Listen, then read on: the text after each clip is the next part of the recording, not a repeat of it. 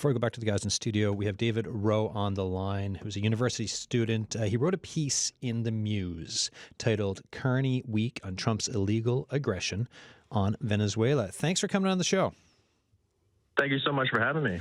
Yeah, look, I saw it yesterday, and where we were doing this show, I figured I'd reach out and just kind of tell me your thought. Like, I read the title or the headline.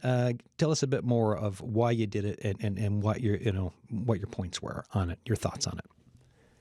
So, like I'm sure a lot of people, after the operation that the U.S. carried out in Venezuela, where they bombed the capital as well as captured or kidnapped, depending on your perspective, the president of the country, Nicolas Maduro.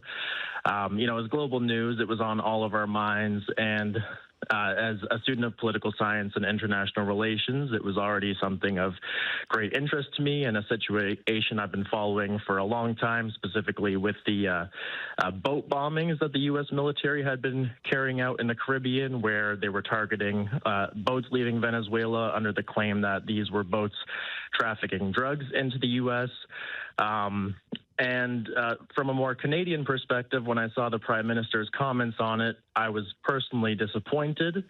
Carney, in my view, has long been an advocate of international law, as is customary in Canadian politics. Canada on the world stage is often a large proponent of international law.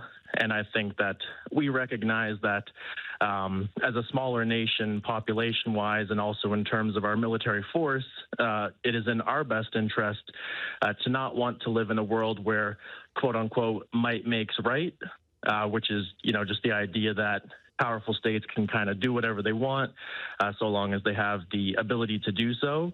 And I just felt like his comment was solely focusing on the idea of Maduro as a dictator and autocrat, which is not something I would argue. But if you have any knowledge of international law, it's not the business of the United States or any other country to go around toppling any regime which they deem to be a bad actor.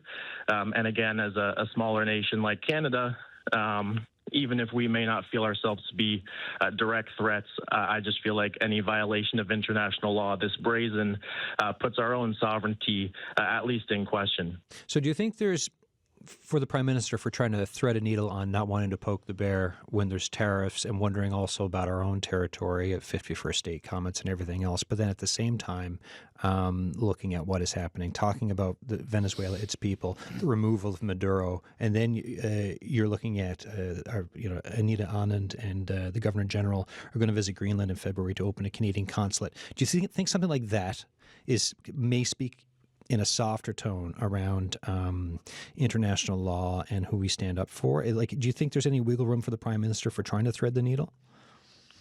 I do, and I will say I do respect his position. It's a very delicate situation and not one that I'm sure any or many of us envy to be in. But I do feel like on some level, if we, and not just Canada, but other European nations and other NATO members had similar reactions, I feel like when we continue to play soft with the Trump administration's actions such as this, it just emboldens them further. I mean, we see in the wake of this Venezuela operation how this rhetoric around Greenland has ramped up again. And personally, I don't think that's a coincidence.